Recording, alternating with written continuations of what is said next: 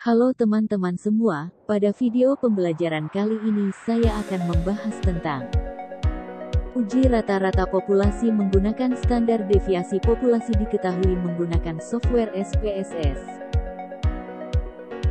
Sebelum lanjut mari kita mengenal materinya. Uji dua sisi. Sebuah contoh akan memperlihatkan rincian dari 5 tahapan prosedur uji hipotesis. Kita juga akan menggunakan uji dua sisi, yakni, kita tidak peduli apakah hasil-hasil sampel lebih besar atau lebih kecil dari rata-rata populasi yang dimaksud. Kita lebih tertarik pada apakah nilainya berbeda dengan nilai yang dimaksudkan terhadap rata-rata populasi. Mari kita membuktikan bahwa tingkat perakitan masih saja 200 per minggu. Tidak secara teknis, gagal menyangkal hipotesis 0. Gagal menyangkal hipotesis bahwa rata-rata populasi 200 tidak sama dengan membuktikan kebenarannya. Penafsiran yang benar adalah jika kita gagal menyangkal hipotesis 0-nya. Kita memilih tingkat kepercayaan 0,01 pada kasus ini, sebelum menetapkan kaidah keputusan dan mengambil sampel populasi. Ini merupakan strategi yang tepat. Tingkat signifikansi seharusnya ditentukan oleh penyelidik, namun seharusnya ditentukan sebelum mengumpulkan bukti sampel dan tidak berubah berdasarkan pada bukti sampelnya. Uji rata-rata 2 sampel yang saling bebas untuk sampel kecil.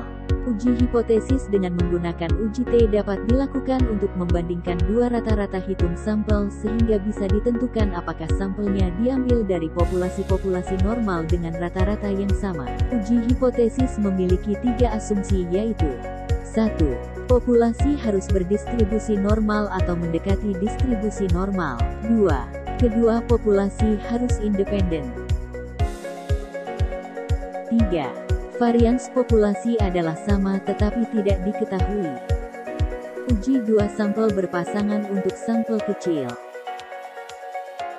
adalah untuk pengujian hipotesis 2 sampel yang saling bebas dan 2 sampel yang berpasangan pada dasarnya adalah sama.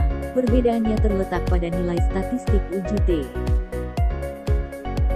5 tahapan dalam melakukan uji hipotesis 2 populasi. 1.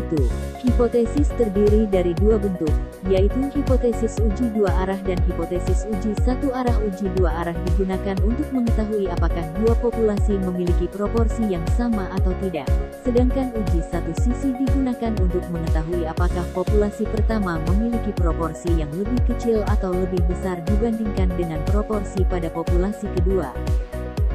2. Tingkat kepercayaan atau tingkat signifikansi. Tingkat kepercayaan yang sering digunakan dalam pengujian statistik adalah 95%. Tingkat kepercayaan bisa dikurangi sesuai dengan jenis penelitian yang dilakukan, misalnya 90%. Selain itu bisa juga diperbesar jika menginginkan tingkat ketelitian yang lebih tinggi, misalnya menjadi 99%. 3. Statistik uji. Statistik uji yang digunakan dalam uji proporsi 2 populasi adalah P1 adalah proporsi pada sampel 1, P2 adalah proporsi pada sampel 2, P adalah proporsi gabungan X1 adalah banyaknya sukses pada sampel 1, X2 adalah banyaknya sukses pada sampel 2, N1 adalah banyaknya sampel 1, N2 adalah banyaknya sampel 2. 4. Daerah kritis adalah daerah yang digunakan untuk menolak atau tidak menolak H0. 5. Keputusan adalah untuk uji 2 arah adalah tolak H0. Nilai P dalam uji hipotesis. Dalam pengujian hipotesis statistik, nilai P atau nilai probabilitas atau signifikansi asimptotik adalah probabilitas untuk suatu model statistik di mana, apabila hipotesis 0 benar, maka parameter akan sama dengan atau lebih besar daripada nilai yang sebenarnya. Berdasarkan konvensi, nilai alfa yang biasa digunakan adalah sebesar 0,05. Nilai alfa yang kecil menunjukkan semakin ketatnya aturan dalam suatu penelitian. Jadi, Ketika dari hasil output misal diperoleh nilai PP value atau SIG sama dengan 0,025, itu artinya kesalahan penelitian secara statistik adalah 2,5. Nilai probabilitas P-valum dalam pengujian hipotesis. Nilai probabilitas P-valum dapat diartikan sebagai besarnya peluang probabilitas yang diamati dari statistik uji. Nilai alfa adalah kesalahan maksimal yang ditentukan oleh peneliti, sedangkan P-valum atau SIG adalah nilai kesalahan yang didapat peneliti dari hasil perhitungan statistik. Angka yang biasa dipakai sebagai alfa A pada suatu penelitian adalah 0,05 atau 5%. Contoh soal uji rata-rata populasi. Standar deviasi populasi diketahui dalam menggunakan SPSS. Penjualan PT Duta Makmur ingin mengetahui apakah ada perbedaan prestasi penjualan roti kacang berdasarkan gender salesman-nya. Nah, berikut merupakan datanya. Di sini terlihat ada kelompok sampel pria dan ada kelompok sampel wanita. Nah, ini terlihat jelas bahwa data ini merupakan data yang independen karena antara kelompok sampel satu dan kelompok sampel satunya lagi itu berasal dari subjek yang berbeda. Di sini kita diminta untuk menguji data tersebut menggunakan SPSS dengan level toleransi sebesar 5% atau disebut juga dengan alfa 0,05 dan interpretasikan hasilnya. Oke, langsung aja kita buka SPSS.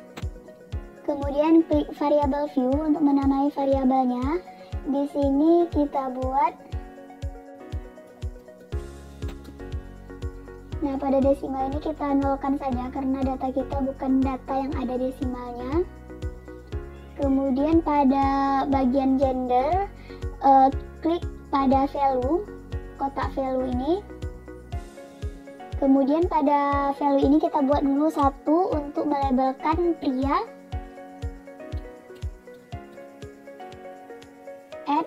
Kemudian buat value 2 untuk melabelkan wanita. Kemudian klik OK. Dan kembali ke data view, klik data view. Nah, di sini aku udah menyalin tabel seperti yang di soal di Microsoft Excel. Kemudian langsung saja kita ganti pada pilihan pria. Nah, setelah seperti ini langsung saja kita copy. Kita blok, kemudian langsung copy. Kemudian buka SPSS lagi. Nah, di sini kita langsung pastekan. Nah, sudah muncul seperti ini dan pada gender otomatis keluar untuk yang label 1 pria dan untuk label 2 wanita karena kita sudah mencocokkan atau mengisi value di variable view-nya.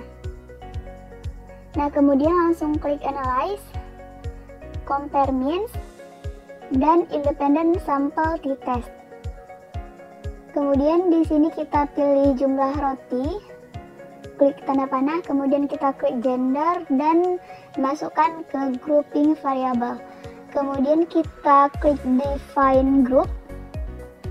Nah, di sini ada permintaan untuk grup 1, ini kita buat aja 1 karena tadi kita definisikan sebagai 1 dan 2. Kemudian continue dan OK. Nah, di sini outputnya sudah keluar dan yang output yang kita gunakan adalah pada tabel kedua yaitu independent sample t-test yang ini. Oh iya, sebelumnya kita harus menentukan hipotesis terlebih dahulu sebelum melakukan pengujian. Tadi aku lupa. Nah, ini dia hipotesis yang kita gunakan.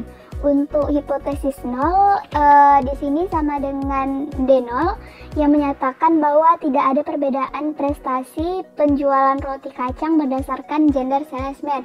Sedangkan untuk hipotesis alternatifnya atau H1 menyatakan bahwa ada perbedaan prestasi penjualan roti kacang berdasarkan gender salesman. Kemudian untuk taraf nyatanya sendiri atau alfa sama dengan 0,05 seperti yang ditentukan pada soal. Kemudian untuk daerah penolakan kita bisa menentukan dengan dua nilai, yaitu dengan T hitung ataupun P value. Adapun daerah penolakan untuk T hitung yaitu apabila T hitung lebih besar daripada T tabel. Untuk T hitung sendiri merupakan nilai mutlaknya ya. Sedangkan untuk melihat daerah penolakan dari P value, ketentuannya itu tolak H0 apabila nilai P value lebih kecil dari nilai alfa yang digunakan. Nah, selanjutnya kita akan mencari nilai T tabel. Untuk mencari nilai T tabel, kita membutuhkan tabel T seperti ini. Hal pertama yang harus kita lakukan yaitu menentukan upper tail probability. Nah, di sini pada hipotesisnya kita menggunakan two tail probability ya, atau peluang dua arah. Karena di sini kita menggunakan hipotesis sama dengan atau tidak sama dengan, sehingga kita menggunakan alfa per 2 yaitu senilai 0,025. Adapun untuk DF rumusnya adalah jumlah sampel 1 ditambah jumlah sampel 2 dikurangi dengan 2. Untuk jumlah sampel 1 itu berjumlah 7 dan untuk jumlah sampel 2 berjumlah 5 sehingga jumlahnya adalah 12. Kemudian dikurangi 2 sehingga DF-nya adalah 10. Nah, kemudian kita langsung tarik aja antara DF 10 dan upper tail probability 0,025. Nah, ini dia. Ini merupakan T tabelnya. Tahap selanjutnya yaitu melihat kembali output independent sample t-test yang kita kerjakan di SPSS tadi. Nah, ini dia. Untuk mengambil keputusan berdasarkan T hitung, kita bisa melihat T hitung yang di sini yang pada equal variance assumption atau statistik parametrik, yaitu yang di barisan pertama ini bernilai min 0,073. Karena pada T hitung itu nilainya adalah nilai mutlak, jadi minus ini dihilangkan. Nah, kita langsung bandingkan dengan T tabel yang sudah kita dapatkan di tabel tadi, sehingga hasilnya didapati bahwa nilai T hitung lebih kecil dari nilai T tabel, sehingga keputusannya adalah terima H0. Kemudian cara kedua untuk mengambil keputusan yaitu dengan melihat P value. Nah, di sini ada P value-nya yang pada baris pertama juga. P value-nya sama dengan 0,943. Kemudian langsung kita bandingkan dengan alfa yang kita gunakan yaitu 0,05. Nah, di sini terlihat bahwa nilai P value jauh lebih besar daripada nilai alfa, sehingga keputusannya juga terima H0. Sehingga dapat disimpulkan bahwa keputusan yang diambil adalah tidak dapat menolak H0. Di mana kesimpulannya adalah tidak ada perbedaan prestasi penjualan roti kacang berdasarkan dari banyak kata yang telah terucap dan dari banyak hal yang telah kita simak bersama-sama. Semoga video ini bisa bermanfaat bagi kita semua. Sekian, terima kasih. Maaf kalau ada salah kata karena yang sempurna itu judul lagu. Hidup kesepian tanpa kekasih. Cukup sekian dan terima kasih. Sampai jumpa lagi di next video selanjutnya.